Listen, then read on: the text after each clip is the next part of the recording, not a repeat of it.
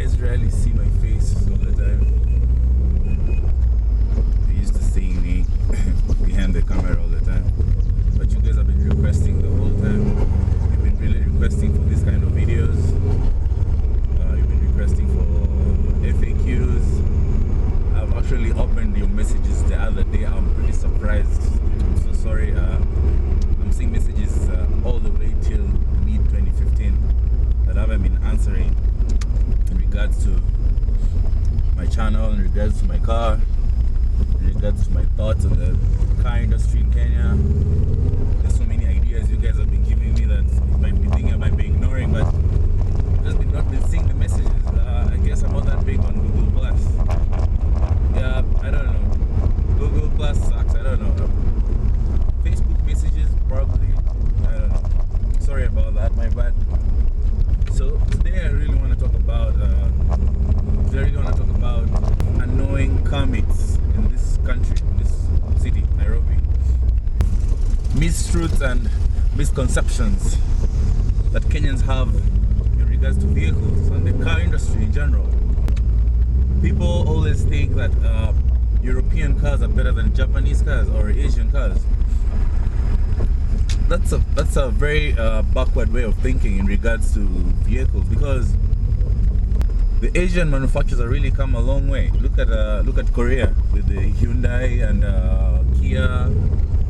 They've really come a long way. And for what you need, I don't think you can get anything from the European market, like from the European domestic market, that you can't get from the Asian market. Most European cars that are in this country aren't really that good unless you buy it from the dealership brand new. You see, I mean, the prestige that comes with the European vehicles that ended in the 80s.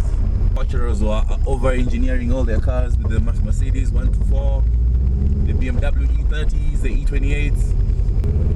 That time the Japanese were still trying to get their groove on. They're still trying to go into the fuel efficiency. They're still trying to make affordable vehicles. And look at what happened in the 90s in regards to the Japanese cars.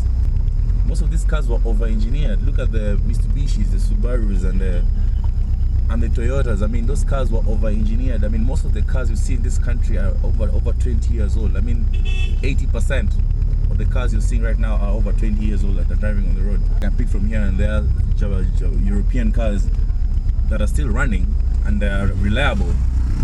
I don't know who. It's very rare for someone to tell you, oh, I'm driving my 25-year-old BMW from Mombasa to Kisumu. Just remember where you were in 1994. That's when my car was manufactured. That's when my car left the assembly line. I mean, I drive it everywhere. It's powerful. It does. I mean, it's old. It doesn't have a lot of the creature comforts that many new cars have, but it's still driving it, and it's giving me a lot of fun.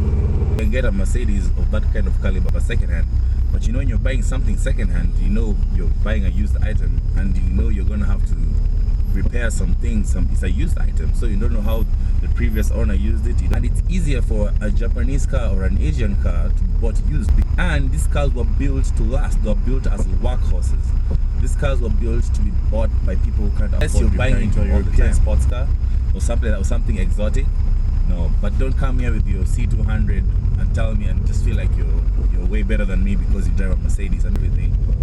But the Japanese cars all end up sticking out. I mean, they end up lasting forever. They end up being sold last. You know?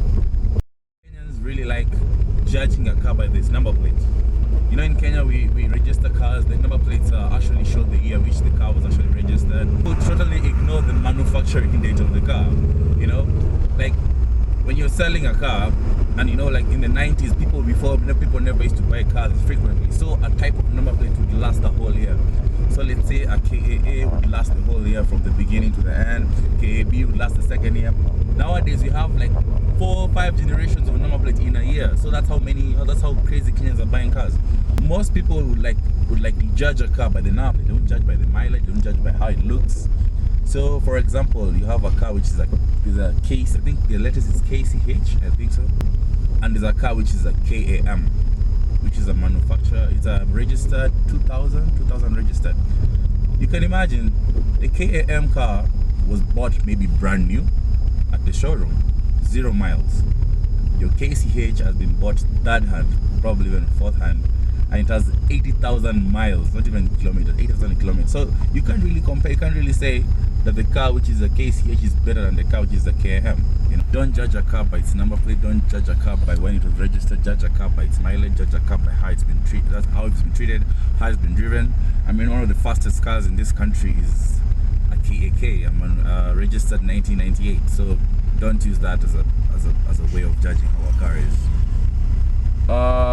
The third myth is that it's so really annoying. I mean, being a Subaru fan myself and driving one, it's actually a ridiculous thing for me to say. Not really ridiculous, but something which is a reality. I mean, I see it in the Subaru community all the time. Somebody says, I drive a Subaru, so my car is the fastest car on the road. A manufacturer is a manufacturer. They develop the normal consumer car, and they develop the sports car. So not all Subarus are sports cars. Yeah? There's some Subarus which have been made for daily driving, the economy cars. Yeah? The kids to school, you know, they're not fast. Then there are cars, the WRX and the STI, which are meant for performance, and some turbo models. So don't buy any other pedestrian Subaru and just immediately think that, oh, I'm gonna take on it. It's so crazy. I mean, like the time I had my Toyota NZD, it's a Toyota Corolla, it's a 1.6 liter, and there's these guys, they had a normal pedestrian Subarus. They think, oh, they can take me on and everything. And I mean, there's a clip I can actually show you at the bottom of what happened. It was really hilarious, and it was one of the funniest things I've ever seen in my life. Like a Toyota Corolla walking a Subaru. It was so hilarious. People always think that when you have a loud car, it actually makes it fast, and you know, like it really happens a lot in I think it's all over the world. All over the world, we have boy racers who go and put on mufflers on cars and you know, all that stuff, and they tend to think it will make your car fast, you know. So like, I think it just adds drama to the driving experience. But I don't think it actually makes your car really fast. I mean, when you actually compete with a car which is actually really fast and it's quiet, it's so embarrassing because you're there drowning in all this noise and drama, and the guy is actually getting smaller and smaller and smaller on your vision, and the guy is just driving away from you. So it don't make sense, you know? Oh, and finally, number one, this is the most hilarious and most annoying myth, an annoying thing that I hear people talking about. They're like, oh, I bought a new car. You wanna see my new car? You wanna take a ride in my new car? I'll beat you in my new car. It's so freaking annoying because this guy has just imported this car from Japan, and it's a used car. They think they have brand new cars and actually bought pre-owned cars, used cars. A brand new car is when you buy it from the dealership. It has less than 100 kilometers on the clock, and you're given a warranty. Now that's a new car. That's a brand new car. What you bought from Japan or UK or whatever, it's a newly registered car. That kind of makes sense. Makes more sense. Say, oh, I've just registered this car. Yeah, it's from the UK. Oh, it's from Japan. Oh, it's from Dubai. No, it makes more sense. So buying a car from ex-Japan, from the auctions, or from a used car dealership and everything doesn't make your car new. Maybe it's new to your life, maybe because you've not had that car before. But when you're talking to a stranger, tell them, I just registered this car from Japan, or I registered this car from the UK, or I registered this car from South Africa. That makes much more sense. Annoying myths about the Kenyan car industry. I mean, I'm sure there are pretty more I could have covered, but I don't know. I'm driving and I'm not used to this vlogging thing. I mean, most of you guys have been asking me to do this kind of vlogs, and I think I'm gonna get better as time goes on.